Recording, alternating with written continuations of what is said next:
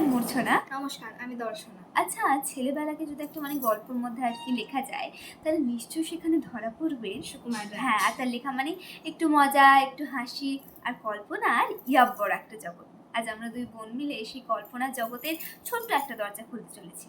শুনতে চলুন গল্প বলা কবি সুকুমার রায়। এক যে রাজা, থাম না দাদা, রাজা নয় সে, রাজপেয়াদা। তার যে মাতুল, মাতুল কিসের সবাই জানে, সে তার পিসে। তার ছিল এক ছাগল ছানা। ছাগলের কি গজাইটা না? একদিন তার ছাতির পরে, ছাদ কোথায় হে? টিনের ঘরে।